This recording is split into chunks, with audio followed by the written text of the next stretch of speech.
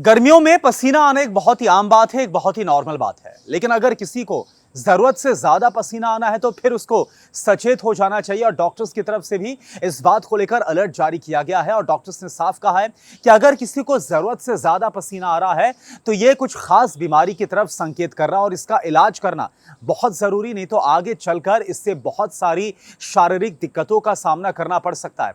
अगर बात करें खास तौर पर जरूरत से ज्यादा पसीना आना तो इसको कहा जाता है हाइपर हाइड्रोसिस। अब जो हाइपर हाइड्रोसिस है यानी कि जरूरत से ज्यादा पसीना आता है तो उसके पीछे कई वजह हो सकती हैं। खास तौर पर डॉक्टर्स ने इसके पीछे जो वजह गिनाई है इसमें कहा गया कि तंत्रिका तंत्र यानी कि अगर नर्वस सिस्टम में कोई दिक्कत है तब भी ज्यादा पसीना आ सकता है। आनुवांशिक तौर पर यानी कि बाय बर्थ भी कोई प्रॉब्लम अगर है तो इस वजह से भी ज्यादा पसीना आ सकता है। हार्मोनल इम्बैलेंस होने की वजह से ज्यादा पसीना आ सकता है।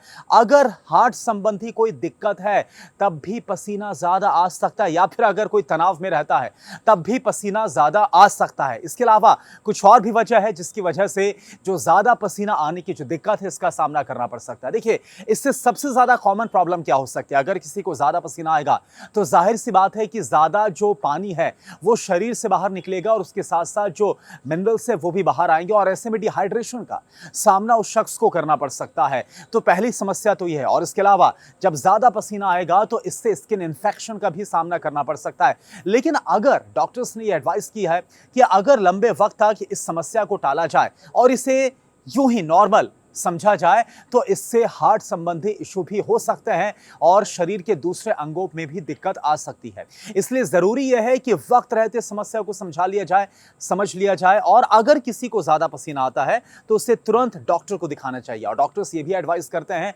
कि अगर ज्यादा पसीना आने के साथ साथ थकावट रहती है, बुखार आता है, अगर शरीर में दर्द रहता है तब तुरंत जाकर डॉक्टर को दिखाएं और इसका जो इलाज है वो करवाना चाहिए। ज्यादा से ज्यादा आप इसे शेयर करें और मुझे फॉलो करना ना भूलें।